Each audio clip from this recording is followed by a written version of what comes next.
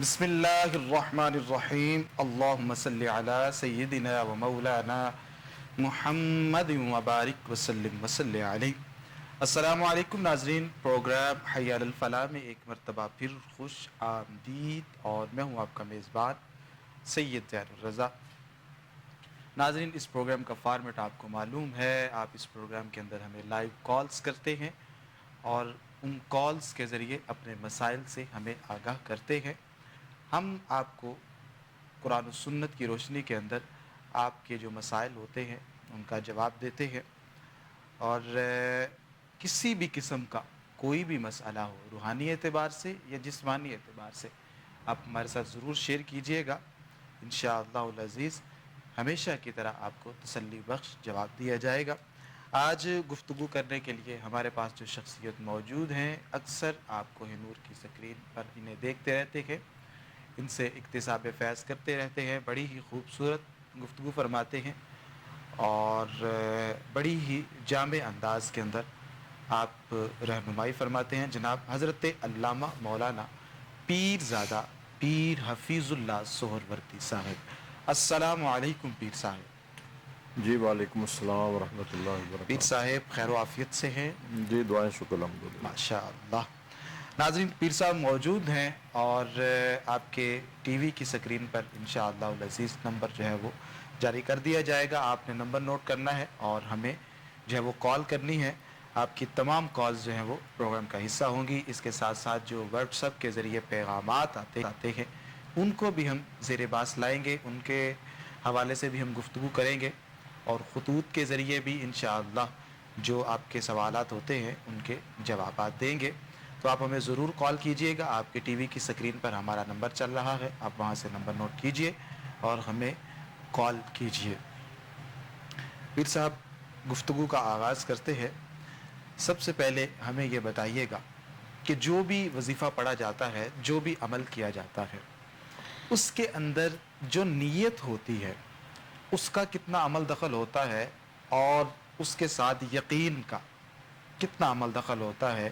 کہ کیا اگر کوئی شخص پڑھ رہا ہے، کچھ لوگ اس نیت سے بھی پڑھتے ہیں کہ پتہ نہیں یہ وظیفہ کام کرے گا یا نہیں کرے گا، تو یہ سوچ رکھ کر وظیفہ پڑھنا، اور پھر نیت کیا رکھنی چاہیے، اور تیسری جو چیز ہے یقین کیسا ہونا چاہیے، اس حوالے سے بتا دیجئے. چونکہ شروع میں ہم جب بتا دیں گے لوگوں کو تو پھر جو کالز آئیں گی اور جو ہم سوالات ڈسکس کریں گے، ناظرین کو اس سے بہت زیادہ فائدہ ہوگا. بسم اللہ الرحمن الرحیم. الصلاۃ والسلام علیک یا سیدی یا رسول اللہ وعلی آلک و اصحابک سیدی یا حبیب اللہ. الصلاۃ والسلام علیک یا سیدی یا رحمت للعالمین وعلی آلک و اصحابک سیدی یا شفیع المذنبین. بہت شکریہ قبلہ شاہ صاحب آپ کا. جزاک اللہ، جزاک اللہ. دیکھیں شاہ صاحب، وظائف کی جہاں تک بات ہے تو وظائف میں سب سے زیادہ جو اہم چیز ہے وہ ہے انسان کا تقویٰ. بے شک. جب تک انسان پاکیزہ نہ ہو، انسان کی طہارت نہ ہو، انسان کا ظاہری اور باطنی جو ہے وہ پاک نہ ہو، اور اس کے اندر تقویٰ موجود نہ ہو، 5 وقت کا نمازی نہ ہو، تو وظائف چاہے نیت جتنی مرضی ٹھیک ہو، ٹھیک ہے. یقین جتنا مرضی پختہ ہو. یقین تو ہر ایک کا پختہ ہوتا ہے. بالکل. جو چور ہے وہ چوری کرنے جاتا ہے، یقین تو اس کا بھی بڑا پختہ ہوتا ہے کہ میں نے خالی نہیں لوٹنا ہے. بات صرف ہمارے وظائف کے، چونکہ ہمارے وظائف مکمل قرآن و سنت کی روشنی میں ہوتی ہیں. الحمدللہ، الحمدللہ. قرآن مجید کی صورتیں ہوتی ہیں، اللہ تعالیٰ کے صفاتی نام ہوتے ہیں، پھر بے شمار درود شریف ہوتے ہیں. اس لیے ہمارے وظائف میں سب سے زیادہ اہم چیز جو ہے وہ پاکیزگی ہے. ماشاء. وہ پاکیزگی ظاہری جسم کی ہے، وہ پاکیزگی تمہارے ذہن کی ہے، وہ پاکیزگی تمہارے باطنی خیالات کی ہے. یعنی اندر بغض و عناد نہ ہو، انسان کے اندر انسانیت کی محبت ہو، انسان کا مائنڈ بالکل پوزیٹیو ہو، نیگیٹو نہ ہو. پھر ایک کہ شر انسان کے قریب نہ ہو، انسان خیر کی توقع رکھے، دوسروں کی خیر مانگے. پھر سب کچھ لوگ تو وظیفہ پڑھ ہی اس لیے رہے ہوتے ہیں کہ دوسرے کو تکلیف دینی ہوتی ہے، کسی کو نقصان پہنچانا ہوتا ہے. مثال کے طور پر जिस तरह दूसरों के नीचा दिखाने के लिए, लोगों के कारोबार के अंदर रुकावट डालने के लिए जो लोग वजीफ़े पढ़ते हैं, तो उनका क्या अंजाम होगा? अगर जिस तरह आप फरमा रहे हैं कि दिल जो है वो पाक और साफ़ होना चाहिए, हमारे जो वज़ाइफ़ है, लेकिन अगर कोई हमसे वजीफ़ा ले लेता है, हम तो चूँकि लोगों की खिदमत कर रहे हैं और हम हुस्न नीयत के साथ ही लोगों को बताते हैं, लेकिन बसा औक़ात लोग बताते बात और है, लेकिन उससे मकसद कुछ और हासिल करना चाहते होते हैं। तो इस हवाले से क्या फरमाएँ?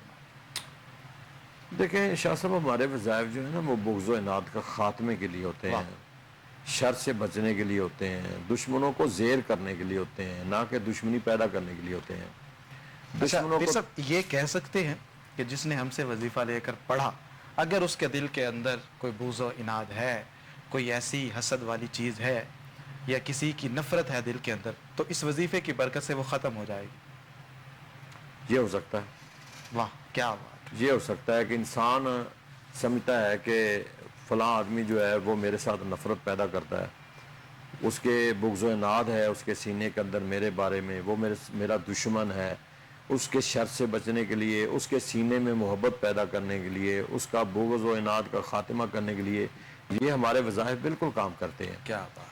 कि इसमें तस्ख़ीर के अमलियात भी मौजूद हैं, इसमें मोहब्बत के अमलियात भी मौजूद हैं।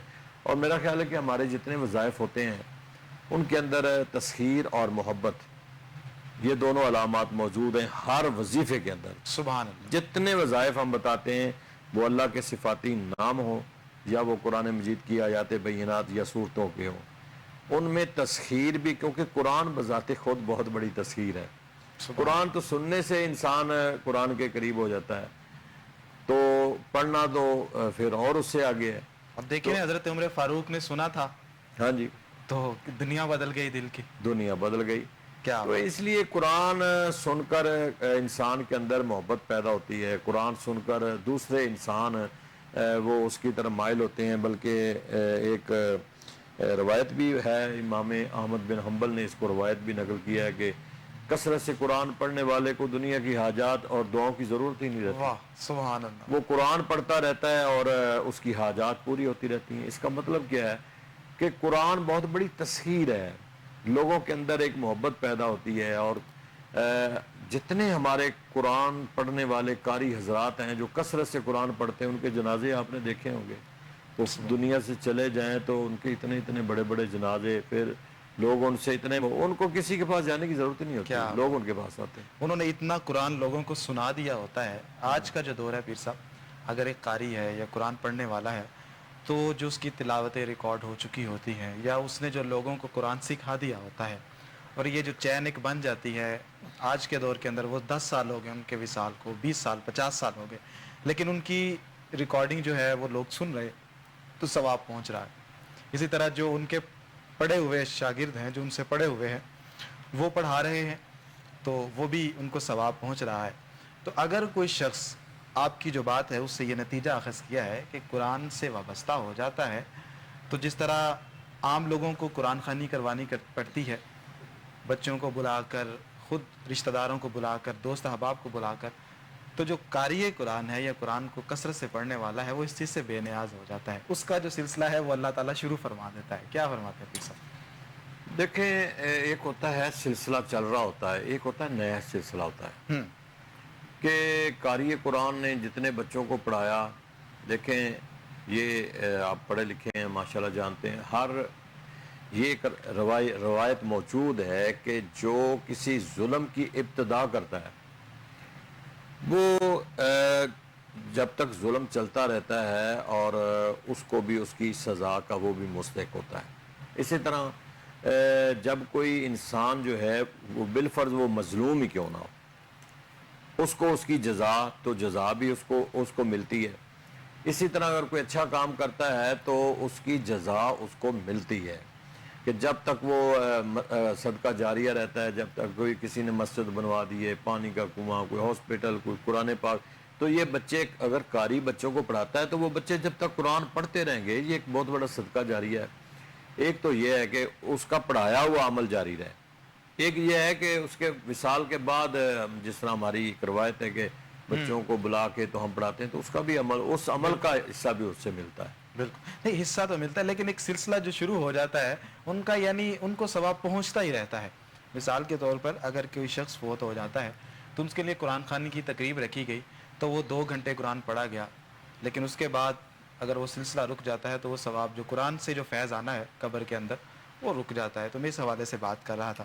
फिर सब एक और रिवायत आज नज़र से गुजरी कुरान के पाक के हवाले से ही, कि सरकार दो आलम सल्लल्लाहु अलैहि वसल्लम ने सहाबा से पूछा कि ताज्जुब खेज़ ईमान किन का है, तो जवाब आता है कि वो मलाइका की तरफ सहाबा कराम ज़िक्र इशारा करते हैं कि जो मलाइका हैं उनका ईमान ताज्जुब खेज़ है। तो सरकार दो आलम सल्लल्लाहु अलैहि वसल्लम फरमाते हैं कि उनका कैसे हो सकता है, उन पर तो अल्लाह ताला ने हर चीज़ ज़ाहिर कर रखी है। फिर कहते हैं सहाबा कराम अर्ज़ करते हैं कि या रसूलल्लाह फिर नबियों का होगा, तो सरकार ने फरमाया कि जो नबी हैं उन पर तो अल्लाह ताला वही नाजिल फरमाता है। फिर अर्ज़ करते हैं कि जो नबियों के सहाबा, तो सरकार ने फरमाया उनकी तरबियत के लिए तो नबी मौजूद हैं। तो अर्ज़ की गई कि या रसूलल्लाह किन का ईमान जो है वो ताज्जुब खेज़ होगा। सरकार ने फरमाया कि उनके पास वही वाली किताब होगी, यानी कुरान मजीद, तो जो उनका ईमान है वो ताज्जुब खेज़ होगा। तो आज के दौर के अंदर अगर कोई शख्स कुरान से वाबस्ता है नाजरीन, और कुरान पर अमल करता है और कुरान के ज़रिए हुज़ूर सल्लल्लाहु अलैहि वसल्लम की शान तक पहुँचता है, और फिर उस शान का इदराक हासिल करने के बाद हुज़ूर से बेइंतहा और बेलौस मोहब्बत करता है, तो उसके ईमान को सरकार ने फरमाया कि ताज्जुब खेज़ है, हैरान कुन है। फिर सब इस हवाले से क्या फरमाया? लेकिन शाह साहब इसमें तो कोई दो आरा ही नहीं है। एक वो लोग हैं कि जिन्होंने सरकार को बनफ्स नफीस सामने बैठ कर देख कर वाह वाह, क्या बात। सोबत में टाइम गुजार के ईमान लाए हैं। तूबा लिमन रानी, ठीक है। आमना भी। एक वो है जो क़यामत तक सिर्फ सुनकर वो ईमान लाएंगे, क्या बात। और उनके दर्जे भी सरकार ने फरमाया कि उनके मकाम आपसे भी कई गुना ज्यादा आगे अल्लाह हैं। अकबर। तो इसलिए क़यामत बल्कि तक वो जिस तरफ मैंने इशारा फरमाया कि सरकार ने तो फरमा दिया ना कि जिसने मुझे देखा और ईमान लाया उसके लिए एक खुशखबरी और मुबारकबाद है, और जो बिन देखे लेकर आया जिसकी तरफ आप इशारा फरमा रहे हो उसके लिए 7 खुशखबरियाँ और 7 मुबारकबाद है। बिल्कुल ऐसे ही है कि ये ताज्जुब शुदा जो लोग हैं ना, बेसिकली वो यही है सुभान कि जिन्होंने सरकार को देखा भी नहीं। हज़रत वैसे करनी रजी अल्लाह मकाम देख लें, उनका मकाम देख लें। इसी तरह क़यामत तक आने वाले लोग जो हैं, और बेशुमार हमारे काबिरीन असलाफ उनकी सीरत की किताबें मौजूद हैं कि जो उन्होंने मकाम हासिल किए हैं कि अशश करें। इमाम गज़ाली को पढ़ लें आप, क्या बात। इमाम गज़ाली को आप पढ़ लें, तफसीरों में उनका वाक़या भी मौजूद है। तो इसलिए साबका अंबिया इकराम और हुजूर की उम्मत के ग़ुलाम वो नबी तो नहीं है, लेकिन सरकार के ग़ुलामों का अल्लाह ने मकाम बड़ा रखा है। और जिन्होंने सोहबत में टाइम भी नहीं गुजारा, हज़ारों साल बाद में आएंगे और फिर सरकार रश करेंगे उनके ऊपर, और ताज्जुब यही ताज्जुब करेंगे कि इन्होंने देखा भी नहीं, इन्होंने बस कुरान पढ़ा है और मेरा नाम सुना है और ये बहुत आगे चले गए। सुभान तो यही बात है। तो नाज़रीन, ये बड़ा एक खूबसूरत पैगाम है आपके लिए कि अगर कोई शख्स आपको कुरान से वज़ाइफ दे रहा है तो उस कुरान पढ़ने के ये असरात जो हमने अभी ज़िक्र किए हैं आपकी शख्सियत पर आ सकते हैं, आपकी ज़ात पर आ सकते हैं, और कुरान की जो बरकतें हैं। अच्छा, आज मैं शाह साहब एक रवायत पढ़ रहा था। जी जी, इरशाद। कि उम्महातुल मोमिनीन से ये रवायत है कि सरकार ने फरमाया कि मस्जिद अक्सा में जो 2 नफल पढ़ेगा उसका बहुत बड़ा उसे अजर मिलेगा। सुभान अल्लाह। तो उम्महातुल मोमिनीन अर्ज़ किया, या रसूलल्लाह अगर वहाँ जाना बहुत मुश्किल हो, ना जा सके बंदा, मुश्किल है, तो वो क्या करे? तो सरकार ने फरमाया कि जो जैतून है उसका तेल वहाँ भेज दिया जाए। अच्छा। और उस तेल से चरागा की जाए, दीवा जलाया जाए, और जितना सवाब वहाँ जाके उस नफल पढ़ने वाले को मिलेगा, अल्लाह, वो जब जैतून के तेल का दीवा जलेगा तो उसको भी वही सवाब मिलेगा। क्या बात है। तो ये जो दिए जलाने हैं, मैं आज पढ़ के मैं क्या, ये तो एक हमारे लिए और आसानी पैदा हो गई। रवायत मौजूद पढ़ रहा था मैं। बिल्कुल, क्या बात है। फिर सब इससे तो ये तासुर मिलता है, ये जो आपने रिवायत اور یہ بھی اپنا شرح مسلم میں سعیدی صاحب نے لکھی ہے. سبحان اللہ سبحان اللہ. غلام رسول سعیدی صاحب نے شرح مسلم کے اندر ناظرین یہ لکھی ہے. تو میں یہ عرض کرنا چاہ رہا ہوں کہ یہ جو ثواب ملتا ہے کیونکہ آپ اپنی کوئی نہ کوئی چیز جو وہاں پر بھیج دیتے ہیں اور وہ جو ہے ایک تعلق آپ کا جڑ جاتا ہے, تو میرے خیال سے یہ جو تعلق ہے اس کی وجہ سے آپ کثرت سے ثواب ملتا ہے.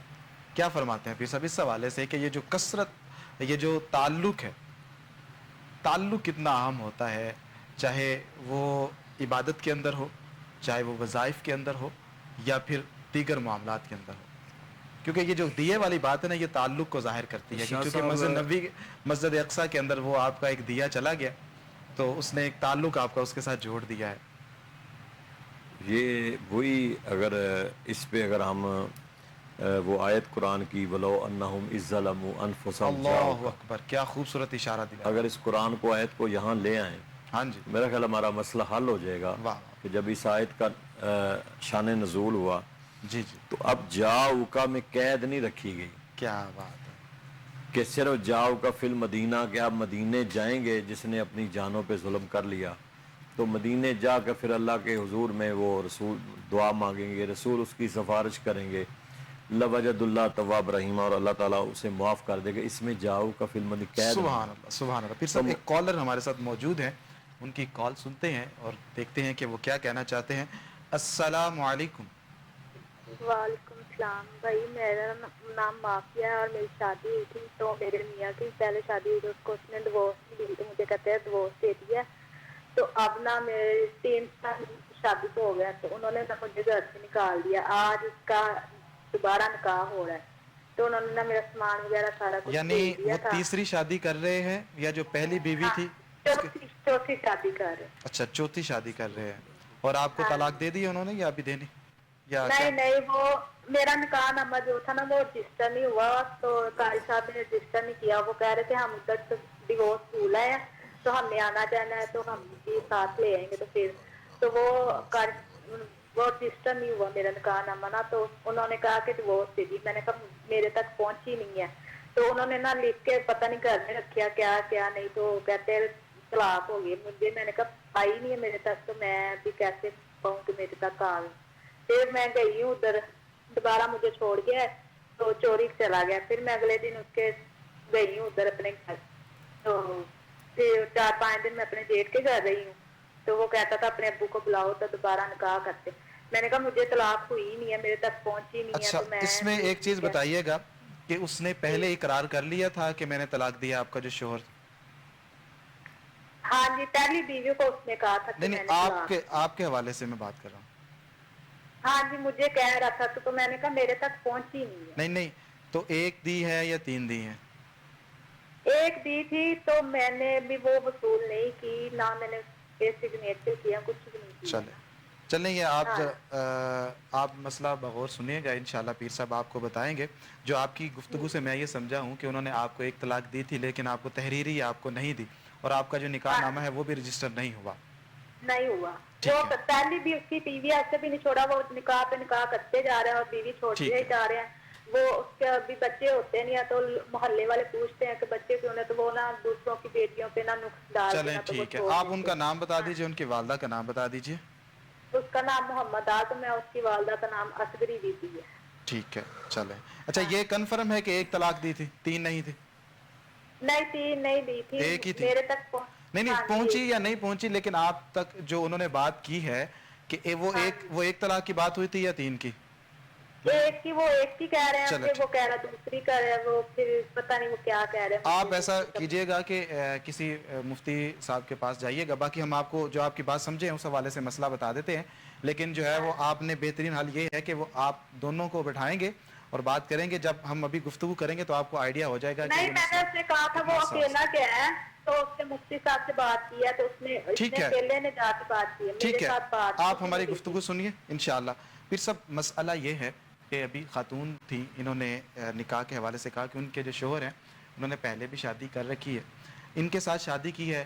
ایک تو یہ ہے کہ انہوں نے نکاح نامہ جو ہے وہ رجسٹر نہیں کروایا. سیکنڈلی یہ ہے کہ وہ کہتے ہیں کہ میں نے آپ کو طلاق دے دی ہے, اور یہ کہتی ہیں کہ میرے تک طلاق موصول نہیں ہوئی ہے, میں نے طلاق قبول نہیں کی. آیا کہ یہاں پر مسئلہ یہ ہوتا ہے, مسئلہ جو ہے وہ یہ سامنے آتا ہے کہ جب شوہر طلاق دے دیتا ہے، چاہے خاتون ریسیو کرے یا قبول نہ کرے، تو اس حوالے سے کیا حکم ہے؟ اور دوسری چیز کہ وہ اب دوبارہ نکاح کرنا چاہتا ہے، تو اس حوالے سے رہنمائی فرمائیے، یہ بڑا حساس مسئلہ ہے، کیا فرمائیں گے آپ؟ دیکھیں شاہ صاحب، اگر تو پہلی لوگ اس معاملے میں خاص کر کے یہ بچی میری بات سن رہی ہوگی، یہ تقریباً جھوٹ بولتے ہیں، اچھا، بالکل، زیادہ تر یہ جھوٹ بولتے ہیں، یہ مسئلہ صحیح نہیں بتاتے، نہ یہ بات صحیح کر رہی ہے اور میں بھی نہ اس کا وہ شوہر جو ہے وہ صحیح بات کرے، تو اس معاملے میں یہ لوگ جھوٹ بولتے ہیں۔ میں ایک جنرل مسئلہ بتا دیتا ہوں، اگر ان کے لیے بھی وہ اگر ٹھیک ہو تو سمجھ جائیں۔ اگر تو ایک طلاق بیٹا ہوتی ہے نا، ایک طلاق سنیں یا نہ سنیں، شوہر کہہ دے میں نے ایک طلاق دی ہے، تو اسے طلاق رجعی کہتے ہیں، وہ رجوع ہوتا ہے، وہ آپ رجوع کر لیں، ایک ٹائم ہوتا ہے اس کا، اندر آپ رجوع کر لیں، اور اگر وہ ٹائم 90 دن کا گزر جاتا ہے تو پھر طلاق بائنہ ہو جاتی ہے، پھر اس کے اندر نکاح ہوتا ہے، وہ طلاق بائنہ تاکہ پھر رہتی ہے۔ اور اگر آپ نے رجوع کر لیا، آپ کا میاں آپ کے گھر آ گیا، اس نے مسکرا کے آپ کو بلا لیا اور آپ دونوں نے بات چیت کر لی، تو رجوع ہو گیا آپ کا، اس میں نکاح کی ضرورت نہیں ہے۔ طلاق بائنہ جب دوسری طلاق ہو جاتی ہے، پہلی طلاق کے بعد عدت گزر جائے تو طلاق بائنہ ہو جائے، تو پھر اس کے بعد نکاح کی ضرورت پڑتی ہے۔ ٹھیک تو ہے، اس لیے بہترین حال یہ ہوتا ہے کہ ہم ایک جنرل مسئلہ بتا دیتے ہیں، لیکن لوگ جھوٹ بولتے ہیں، اس لیے ہم انہیں کہتے ہیں کہ جائیں مفتی صاحب کے وہ بائی ریٹن لکھ کے دیں، جو بائی ریٹن لکھ کے دیں گے، جھوٹ ہے سچ ہے، اس کے مطابق مفتی صاحب آپ کو فتویٰ دے دیں گے۔ ٹھیک ہے، تو یہ ناظرین پیر صاحب نے وضاحت کر دی ہے، میں دوبارہ ریپیٹ کر دیتا ہوں کہ میں تو ان لوگوں کی اعتبار ہی نہیں کرتا، یہ جھوٹ ہاں جی، بولتے ہیں زیادہ۔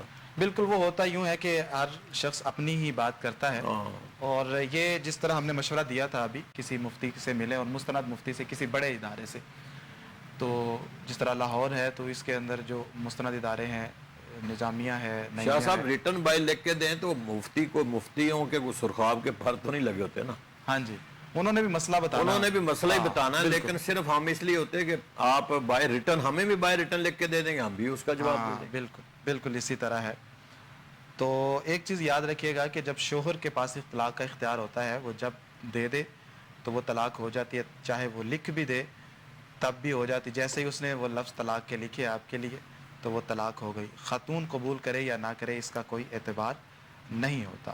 پھر سب یہ جو روش چل پڑی ہے، ایک بات انہوں نے خاتون نے جو قابل غور ہے کہ اولاد نہیں ہو رہی، چوتھی شادی کر رہے ہیں، تو اس میں آپ کیا سمجھتے ہیں کہ یہ عمل کرنا، کہ 4 شادیاں تو اسلام اجازت دیتا ہے، لیکن اولاد کی خاطر 4 شادیاں کرنا، کیا اس میں جو مرد ہے یا جو آدمی ہے اس کو نہیں غور کرنے کی ضرورت، بجائے اس کے کہ وہ نکاح در نکاح کرتا چلا جائے؟ شاہ صاحب اس کے اوپر بین تو نہیں ہے نا، جب اسلام نے اس کو جی، 4 شادیوں کی اجازت دی ہے، اگر وہ پہلی بیویوں کے حقوق پورے کر رہا ہے تو ٹھیک ہے، بیویوں کو پھر ضرورت نہیں ہے اعتراض کرنے کی۔ یہ اس وقت اعتراض ہوتا ہے کہ اسلام نے ود کنڈیشن بات کی ہے نا، کہ اگر تم انصاف کر سکو۔ اب اگر وہ انصاف کر رہا ہے، پہلی بیوی اس نے کی ہے، اولاد نہیں ہوئی، وہ دوسری بیوی کر لیتا ہے اگر، تو پہلی کے حقوق جو ہیں وہ پورے کرے، نان نفقہ جو اس کا ہے وہ سارا مطلب سیم، جس طرح دوسری کے ساتھ حقوق پورے کرے گا وہ پہلی کے ساتھ بھی کرے گا، اسی طرح وہ تیسری کر لے، 4 تک اسے اجازت ہے کہ وہ ایک ٹائم میں 4 بیویاں رکھ سکتا ہے۔ لیکن اگر وہ انصاف نہیں کرے گا تو وہ پکڑا جائے گا، اگر وہ انصاف کرے گا تو پھر یہ بیویاں ان کے حقوق پورے نہیں کریں گی تو یہ پکڑی جائیں گی۔ پھر صاحب ایک اور کالر ہمارے ساتھ موجود ہیں، چلتے ہیں ان کی طرف۔ السلام علیکم۔ کال جو ہے وہ ڈراپ ہو چکی ہے۔ ناظرین جب بھی آپ کال کرتے ہیں تو چونکہ ایک سلسلہ ہوتا ہے گفتگو کا اور کالز کا بھی، تو آپ کچھ دیر جو ہے وہ انتظار کر لیا کریں، کیونکہ اس صورت کے اندر چونکہ جو ہم گفتگو کر رہے ہوتے ہیں اس کے پیش نظر آپ کو ان ڈیٹیل جو ہے وہ مسئلہ بتایا جائے، اور جب آپ نے کال کرنی ہے تو ایک بات یہ بھی ذہن میں رکھنی ہے کہ آپ کا جو نیٹ ورک ہے وہ بھی ٹھیک ہونا چاہیے، اور ٹی وی کی آواز کو بھی آپ بند کر دیا کریں تاکہ آپ تک ہماری جو آواز ہے وہ اچھے انداز میں پہنچ سکے اور ہم بھی آپ کی بات کو اچھے طریقے سے سن سکیں۔ سنیں گے تو سمجھیں گے اور پھر سمجھ کر اس حساب سے ہم جو ہے وہ جواب دیں گے۔ یہ سب یہ امور خانہ داری کے حوالے سے مزید رہنمائی فرمائیے کہ آپ نے جس طرح ابھی ذکر کر دیا ہے کہ شوہر کے پاس اختیار ہے، وہ 4 کر سکتا ہے، اور اگر وہ حقوق پورے کر رہا ہے، اگر حقوق پورے نہیں کر رہا تو اس حوالے سے کیا ہے؟ ابھی ایک کالر اور ہیں ہمارے ساتھ، ان کی طرف چلتے ہیں۔ السلام علیکم۔ وعلیکم السلام جی کون اور کہاں جی سے؟ سر، جی ہم سرگودا سے بول رہے ہیں۔ آپ کا نام؟ میرا نام جی عثمان ہے۔ جی عثمان، جی میرے بھائی کی شادی نہیں ہو رہی۔ کتنی ایج ہے ان کی؟ ان کی ایج ہے جی 33۔ پہلی شادی کر رہے ہیں؟ جی پہلی شادی ہے۔ کیا کام کرتے ہیں؟ وہ جی ادھر لاہور میں ہوتے ہیں، ٹھیک ایک ہے، فیکٹری میں کام کرتے ہیں۔ ٹھیک ہے، والدہ کا نام بتائیے۔ غلام عائشہ۔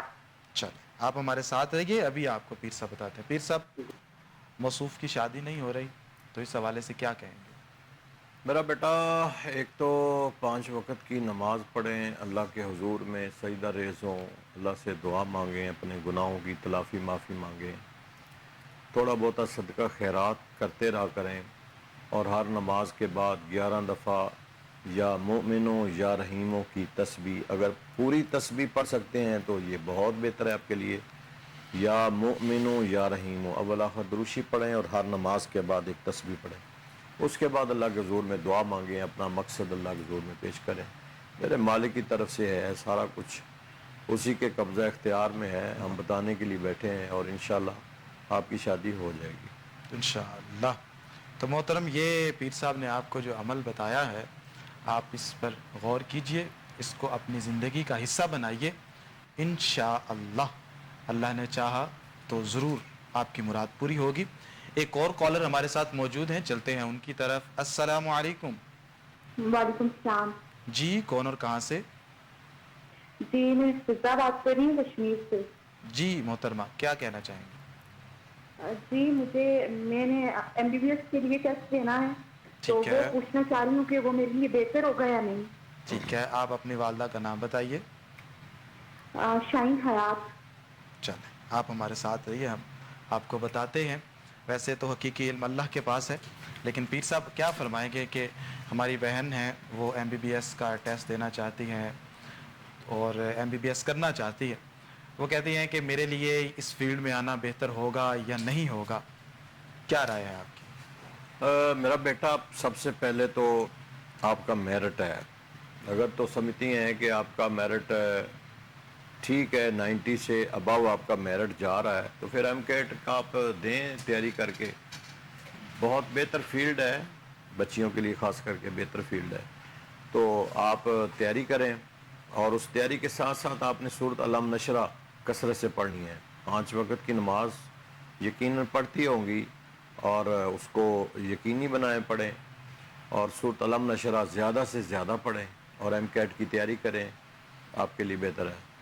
اور ایک اس کے ساتھ اچھی نیت بھی کر لیں، یہ بھی ضروری ہے کہ کوئی نہ کوئی اچھی نیت کر لیں کہ اگر میں اپنے مقصد میں کامیاب ہو گئی تو میں یہ ایک نیک کام کروں گی، جو بھی آپ کو اچھا لگے، کوئی مقصد آپ کا بڑا ہے، ہماری دعائیں ہیں آپ کے لیے، اور اسی طرح کے جو کام ہیں جن سے لوگوں کی خدمت ہو سکے، خدمت خلق ہو سکے، مخلوق کا بھلا ہو سکے، ان شعبہ جات کو اختیار کرنا چاہیے، ہماری دعائیں بھی ہیں، اور یہ آپ کے لیے انشاءاللہ العزیز بہتر ہوگا۔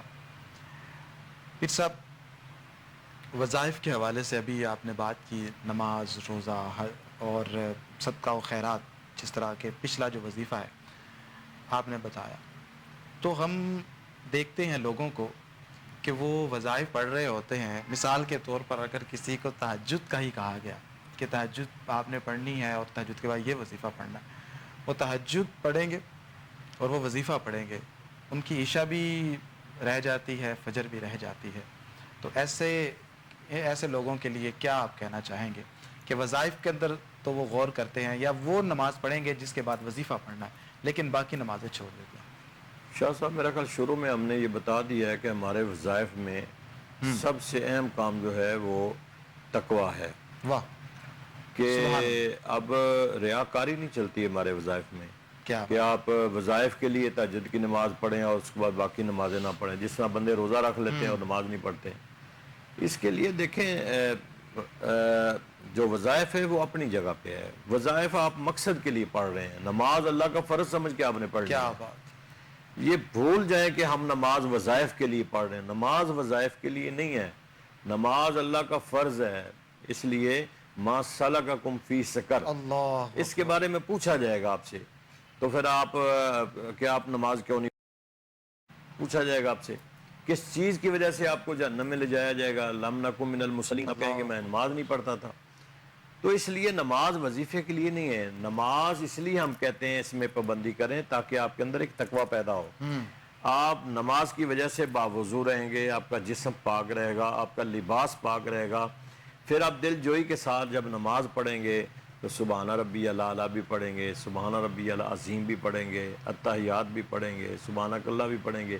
اس سے آپ کے جسم کے اندر ایک نا پیدا ہو جائے گی, چور سے بچیں گے. اور پھر اس کے ساتھ جب وظیفہ پڑھیں گے تو وظائف آپ کا یقینی طور پر پھر وظائف مکمل ہوگا. اور اگر آپ ریاکاری کریں گے کہ چلے میں نے جس نماز کے بعد وظیفہ پڑھنا وہ نماز پڑھ لوں باقی چھوڑ دوں, وہ ریاکاری ہے, پھر وہ وظائف نہیں ہوتے. اللہ پھر اکبر. 3 چلے کرنے کے بعد پھر ہمیں 3 ماہ کے بعد سوال کر کے پوچھتے ہیں جی 3 مہینے ہو گئے پڑھتے ہوئے. بھئی وہ نماز آپ وظائف کے لیے پڑھ رہے ہیں, وظائف نماز کے لیے نہیں پڑھ رہے. کیا بات. تو اس لیے نماز علیحدہ ہے, وہ فرض ہے. وہ آپ وظیفہ نام بھی پڑھیں تو نماز پڑھے, مت یہ کہیں کہ میں نے وظیفے کے ساتھ اس کو اٹیچ کر دیا. نہیں, وظیفہ نام ہی پڑھیں, خالی نماز بھی پڑھتے رہنا تو میرا خیال ہے کہ اس نماز پڑھنے سے ہی آپ کے کام ہو جائیں گے. سبحان اللہ سبحان اللہ. جب پیر صاحب وظائف کے حوالے سے ہم نے یہ سن رکھا ہے, ایک اصطلاح ہے کہ کچھ وظائف جو ہیں ان کی تاثیر سرد ہوتی ہے, کچھ گرم ہوتی ہے. یہ کیا چیز ہے, یہ تو ہمیں بتائیے. یہ ہوتی ہے جی, وظائف کے اندر تاثیر ہوتی ہے, جلالی ہوتی ہے, جمالی ہوتی ہے. کچھ وظائف گرم ہوتے ہیں, کچھ وظائف گرم وظائف کا کیا مفہوم کیا ہے؟ یہ پڑھائی ہوتی ہے کہ مطلب آپ اس کی وجہ سے طبیعت کے اسی اندر لیے تو ہم کہتے ہیں نا کہ کثرت سے دروشی پڑھا کرے, اچھا تاکہ وہ اس کی جو حلاوت ہے, اس کی حرارت ہے, اس کی گرمی حدت جو ہے وہ کم از کم دروشی کی برکت سے اس کی ٹھنڈک رہے. کوئی بھی آپ دیکھ لیں عربی ویسے ہی گرم ہوتی ہے. اچھا. ہاں, تو وظائف پڑھنے سے اپنا حدت تو پیدا ہوتی ہے. ٹھیک ہے. تو یہ جو ہے ایک باقاعدہ ہم نے سن رکھا تھا, لیکن آج آپ نے اس حوالے سے وضاحت فرما دی کہ جو وظائف ہیں ان کی بھی تاثیر ہوتی ٹھنڈا ہے. پانی پینے سے وہ عدت ختم نہیں ہوتی, وہ درود شریف کثرت سے پڑھنے سے. اللہ اکبر اللہ اکبر. پھر صرف اس بات سے یوں لگتا ہے کہ ہر حوالے سے ہم دیکھیں تو ایک دنیا الگ ہے, یعنی وظائف کی دنیا ہے تو وہ ایک الگ دنیا ہے. جسمانی اعتبار سے انسان کی زندگی کی ہے وہ ایک الگ دنیا ہے. تعلقات کے حوالے سے دیکھیں, رشتہ داروں کے حوالے سے دیکھیں تو وہ ایک الگ دنیا ہے. یعنی اللہ تعالیٰ نے جہان بنائے ہوئے ہیں تو وہ ایک جہان دوسرے جہان پر جو ہے وہ منطبق نہیں ہو سکتا, فٹ نہیں کر سکتے ہم ان کا. تو ناظرین یہ جو وظائف ہیں جس طرح کے پیر صاحب نے بتایا ہے کہ چونکہ جب آپ قرآن پاک کی کثرت سے تلاوت کر رہے ہوتے ہیں, ایک وظیفہ آپ کو دیا جاتا ہے کہ آپ نے اس کو 100 مرتبہ پڑھنا ہے, یا ہر نماز کے بعد آپ نے 11 مرتبہ پڑھنا ہے, یا جو آپ کو تعداد بتائی جاتی ہے, تو اس تعداد کے اندر یہ جو درود پاک جس طرح بتایا ہے پیر صاحب نے, کیونکہ جو ان کی تاثیر ہے ہم نے پہلے واضح کر دیا کہ وظائف کے اندر جس طرح ہماری دوسری زندگی ہے, ان کی جو الگ جو معاملات ہیں ان کی جو تاثیر ہوتی ہے, جس طرح کہ پانی اگر کسی شخص کو سخت پیاس لگی ہے یا وہ گرمی سے آیا ہے تو وہ پانی پیے گا اس کو سکون ملے گا. اس طرح جو وظائف پڑھ رہا ہے قرآن پاک کے تو اس کو جو ہے وہ جو اس کی تاثیر ہے اس کو سرد کرنے کے لیے اسے درود پاک پڑھنا پڑے گا. اور درود پاک کے حوالے سے ہم بکثرت آپ کو بتاتے رہتے ہیں کہ اس کے بہت سارے فوائد ہیں. یہ عمل ایسا ہے کہ جسے اللہ رب العزت بھی کر رہا ہے, فرشتے بھی کر رہے ہیں, اور ساتھ ساتھ جو ہے وہ اللہ نے ہمیں بھی حکم دیا ہے. تو پیر صاحب یہ ایک درود پاک کے اندر ایک ایسی لطیف بات ہے کہ دیکھیے کہ اللہ تعالیٰ شرک کو پسند نہیں کرتا. یعنی وہ عبادات کے اندر دیکھیں یا دوسرے معاملات کے اندر تو وہ کوئی نہیں چاہتا کہ کوئی اس کا شریک ہو, لیکن نبی پاک صلی اللہ علیہ وسلم پہ درود پاک کے حوالے سے دیکھیں تو اللہ تعالیٰ جس طرح خود درود پاک بھیجتا ہے تو اپنے جو بندے ہیں ان سے بھی کہہ دیا کہ تم بھی میرے ساتھ مل جاؤ اور تم بھی درود بھیجو. کیا فرماتے ہیں؟ اللہ کے اور ہمارے دروشی میں فرق تو ہے. بالکل فرق تو ہے, لیکن یہ ہے کہ وہ شامل کر لی. اللہ بذات خود رحمتوں کی برسات کرتا ہے اپنے محبوب پر, ہم سے ہمیں حکم ہے کہ تم میرے آگے درخواست کرو اللہ کہ میں اس رحمتوں میں اضافہ کر دوں. سبحان اللہ. ہم درخواست کرتے ہیں نا اللہ کے حضور میں بالکل کہ یا اللہ تو اپنے محبوب پر رحمتیں برسا. درود رحمت ہی ہے نا. جی بالکل. تو اللہ بذات خود جو اللہ کا درود ہے وہ اللہ رحمتوں کی برسات کر رہا ہوتا ہے. سبحان اللہ. فرشتے بھی درخواست کر رہے ہوتے ہیں, ہم بھی درخواست کر رہے ہیں. بالکل. ناظرین یہ پیر صاحب نے جو نقطہ اٹھایا ہے میں اس پہ مزید بات کر دیتا ہوں, کیونکہ الصلاۃ درود کا جو درود کے لیے جو عربی میں لفظ استعمال ہوتا ہے وہ ہے الصلاۃ. تو یہ 3 معنوں کے لیے استعمال ہوتا ہے. اگر اس کی نسبت اللہ کی طرف ہو تو وہ نزول رحمت ہوتا ہے جس طرح پیر صاحب فرما رہے تھے, اور اگر اس کی نسبت فرشتوں کی طرف ہو تو وہ استغفار ہوتا ہے, اور اگر بندوں کی طرف ہو تو وہ دعا ہوتا ہے. تو پیر صاحب اس پیرائے کے اندر یہ بتا رہے تھے کہ ہم جو پڑھیں گے وہ دعا ہوگی, اور اللہ تعالیٰ جو ہے وہ جو پڑھے گا وہ نزول ہے, جو اللہ تعالیٰ بھیجے گا. یہ بھی ایک لفظ کے اندر فرق ہونا چاہیے, کیونکہ اکثر پیر صاحب یہ لوگ کہہ دیتے ہیں کہ اللہ تعالیٰ درود پڑھتا ہے. تو اس حوالے سے رہنمائی فرما دیجئے کہ یہ جو اللہ تعالیٰ کے لیے جو لفظ بولا جاتا ہے, کچھ لوگ کہہ دیتے ہیں پڑھنا یہ لفظ زیادہ بہتر ہے یا بھیجنا زیادہ بہتر ہے. تو اللہ تعالیٰ جو ہے وہ رحمتوں کا نزول فرما رہا ہوتا ہے, اللہ تعالیٰ رحمتیں بھیج رہا ہوتا ہے. تو فرق ہے, رحمت پڑھی تو نہیں جاتی, بھیجی جاتی ہے. ہاں بالکل بالکل. کیسا خوبصورت اور لطیف نقطہ پیر صاحب آپ نے ارشاد فرما دیا کہ رحمت جو ہے وہ بھیجی جاتی ہے, پڑھی نہیں جاتی. تو اللہ تعالیٰ حضور کی طرف رحمتیں جو ہے وہ بھیج رہا ہوتا ہے, اور ہم اللہ کے حضور دعا عرض کر رہے ہوتے ہیں. لیکن یہ ایک وصف ایسا ہے, یہ ایک عمل ایسا ہے کہ جو اللہ تعالیٰ کو انتہائی محبوب ہے. پھر صاحب محبوب اللہ اور اس کے رسول کا بننے کے لیے ہمیں کیا کرنا چاہیے؟ دیکھیں اللہ تعالیٰ سب سے زیادہ تو جو علماء فرماتے ہیں اور ہماری کتابوں میں 2 چیزیں ہیں, ایک نماز ہے اور ایک قرآن ہے. نماز بھی اللہ کے مطلب ہے کہ قریب کرتی ہے, اور قرآن پاک چونکہ اللہ کا کلام ہے اس لیے جب اللہ کے قرب میں جانا ہوتا ہے تو نماز پڑھتے ہیں, اللہ سے ہم کلام ہونا ہوتا ہے قرآن پڑھتے ہیں. یہ 2 چیزیں جو ہیں یہ اللہ کے بالکل انسان قریب ہو جاتا ہے. اور جس طرح نوافل کی کثرت ہے, نوافل کے ساتھ پھر اللہ تعالیٰ کا قرب مل جاتا ہے انسان کو. اسی طرح پھر سرکار کے قریب ہونے سے کہ سرکار کی روایات موجود ہیں, کثرت سے درود شریف پڑھنا چاہیے. ماشاءاللہ. کہ یہ ایک درود شریف کثرت سے پڑھنا بھی ایک محبت کی علامت ہے. من احب شیئا فاکثر ذکرہ, کہ جس چیز سے محبت ہوتی ہے انسان کو پھر وہ کثرت سے اس کا ذکر کرتا ہے. تو کثرت سے جب سرکار پر درود شریف پڑھیں گے تو یہ ایک محبت ہے. سبحان اللہ. پھر صاحب عرفان محمود صاحب ہیں, ان کا تعلق گجرانوالہ سے ہے. تو انہوں نے کاروبار میں برکت کے حوالے سے پوچھا ہے کہ کافی عرصہ ہو گیا ہے ان کا جو کام ہے وہ اچھا نہیں چل رہا. پہلے کاروبار کرتے تھے تو کاروبار بند ہو گیا, پھر جاب کے حوالے سے انہوں نے سوچا تو جاب بھی جو ہے وہ انہیں نہیں مل رہی. تو کیا پڑھیں, وہ کیا عمل کریں؟